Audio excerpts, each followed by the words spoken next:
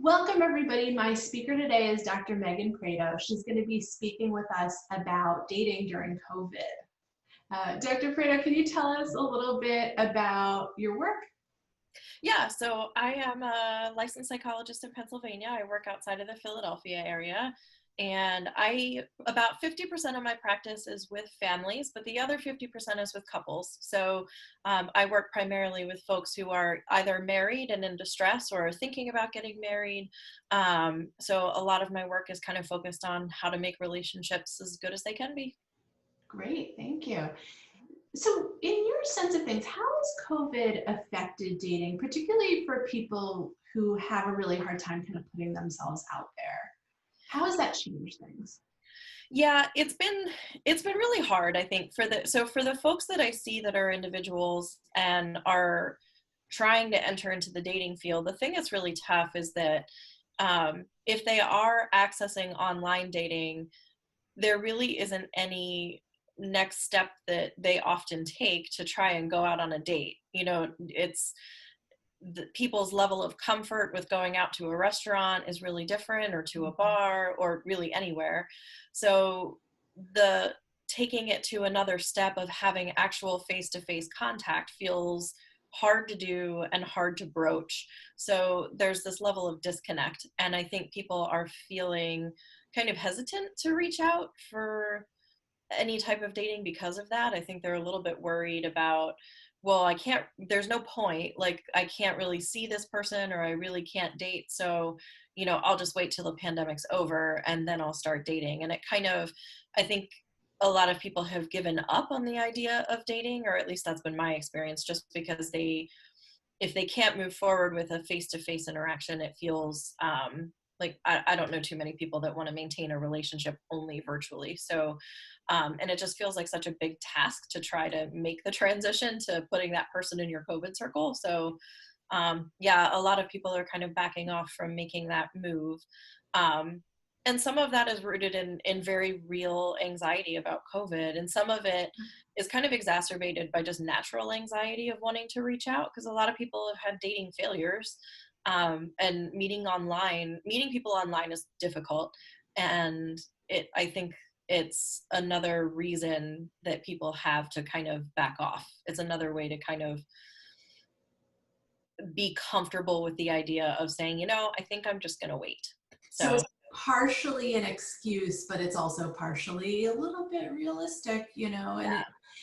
in that it's logistically tricky. But it also sounds like you're hearing a lot of people say, we can't even meet someone in person, so why even try? And that's Right. not working for them. Exactly. How can people work to overcome some of these limitations, some of these obstacles in the way, like, an international pandemic? Right. It's a weird time to be thinking about dating. So I definitely normalize that for folks. I think, so one of the things that I think about specifically when it comes to relationships is to start with yourself and start thinking about what's really, really important to you when it comes to establishing a relationship. So one of my favorite statistics in relationship research, which I know is a really nerdy thing to say, but it's my favorite statistic is Lay it that, on us. right? It's that about 69% of conflict in a relationship doesn't have a resolution. It's the product of, this is my personality and this is yours, and they're going to clash sometimes.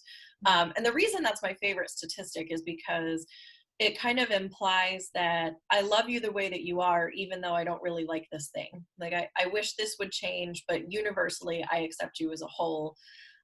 So anything that's outside of that 69 to 70% of conflict is compromisable, but within that 70%, you're probably going to have that fight coming up over and over and over again throughout the duration. So it's important to pick somebody that you feel you can compromise on those things. And we create a different 70% for whichever coupling you're in. With this person, you've got this group of unresolvable issues, and with this person, you've got this group. So what I usually recommend to folks who aren't in a relationship yet is think about those things that are deal breakers for you.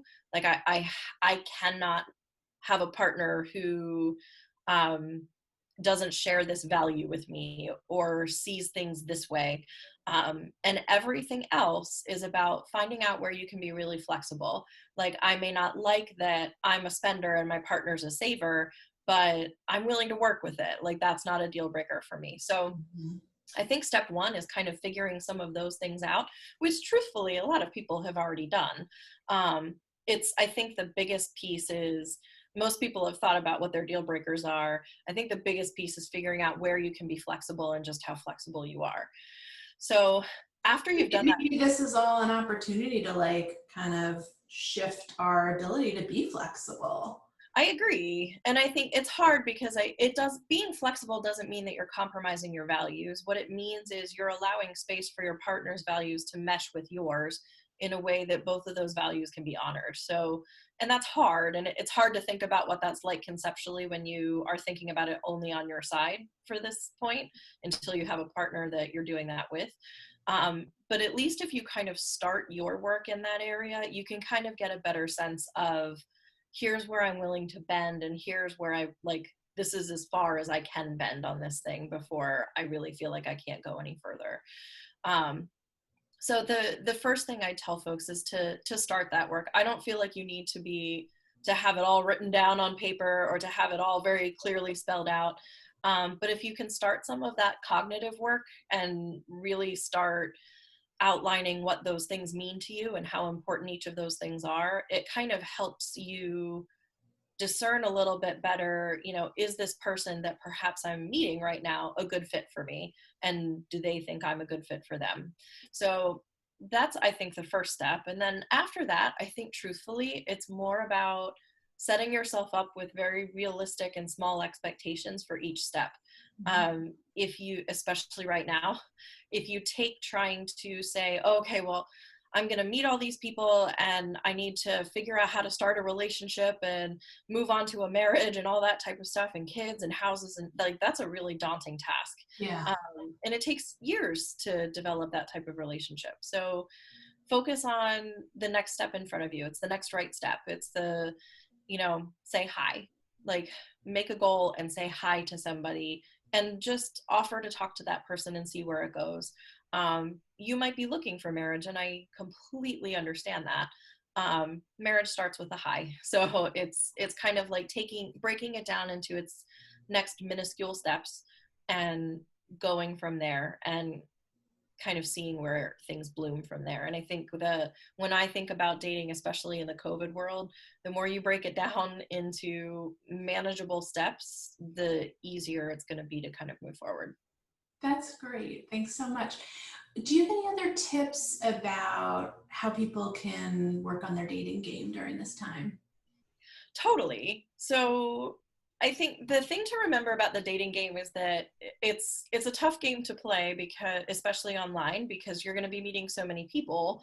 And the thing is that every person needs something different in dating. So after you've done some of that individual work about thinking what it is that you want in a partner, I think one of the ways that you can really up your game is trust your gut. And I know that sounds like a really simplistic thing to say, but um, you should feel comfortable with a partner that you are with. Like, you shouldn't feel like you have to modify who you are or completely change an aspect of your personality to make that relationship work. So I think one of the things that you can do to up your game is to think about, so how do I feel when I interact with this person? Do I feel like I'm being truly myself? Do I feel like they like that? And if I am different, is it a good different? Like, do I like the different that I am? And am I okay with that change, whatever it might be? So I think it's about being willing to put yourself out there, to not necessarily for the purpose of finding like that lifelong connection, but it's about being, because ultimately that's the end goal, right? But like, it's about experimenting with, how do I do with others when I try this? Like, if I say hi in this way, or if I offer this thing, what type of reaction do I get? And do I like the reaction that I'm getting? Like, think of it more as like an experiment for yourself about what it means to be true to you, to be dating, and see what type of reactions you get. And the more you do that, the less anxiety provoking it tends to get, because the more we do something that makes us anxious, the less we are anxious about it. So Also like that, right? I was thinking about in combination with what you were saying before, right? If this feels like, well, this isn't going anywhere anyway, if I can almost take the heat off of myself in dating at this time and take the pressure off of myself, then it doesn't have to be this big thing. And I can try on different hats and kind of see what works. I can try on different ways of saying hey or flirting or whatever. right. Exactly. And you also might find something that you really like that you didn't even realize you liked because you wanted to try on that hat. I might not be much of an outdoorsy person, but I really like this person who is. So I might be willing to go on a hike because in COVID times I can hang out with one person in the woods, and I feel safe doing that. So I'm going to give it a shot. And then I realize I really like it, or I realize like, nope, that's not for me. And either way is fine, but now you have something to work with. Now you can say like, well, is this a deal breaker for you? Do you really want to go on hikes with me, or are you comfortable going by yourself? If I don't like it, am I okay going even though I don't really like it? That type of stuff. Yeah. And the more you get to I feel like dating right now is an opportunity to say that the more that you try out those things, the more you understand yourself and really increase your chances of finding somebody who is like you and brings out the parts of you that you really love and you appreciate. So I agree. I feel like the more you can take the pressure off and not necessarily put the pressure on yourself to find like a life partner, but just find somebody that you enjoy spending time with first and see where it goes from there. And I know that's not easy because I know there's a lot of pressures from a lot of different places for people to get married, not the least of which is you're probably dating because you want to eventually have a lifelong partner. So I know there's a lot of pressures to make it a long-term commitment, and to spell that out quickly, but you don't have to, and marriages often don't work that way. Yeah, and that's not everybody's goal in dating. But thank Right. you so much for talking with us about COVID and dating during this pandemic You're that welcome. we're all in. Where can people who are interested find out more about you and the wonderful work that you're doing? Yeah, so probably the easiest way to find me is on our website for the practice. I'm in a group practice outside of Philly.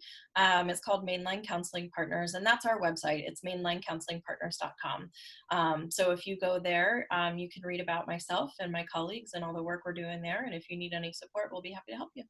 Great. Thank you so much. You're so welcome.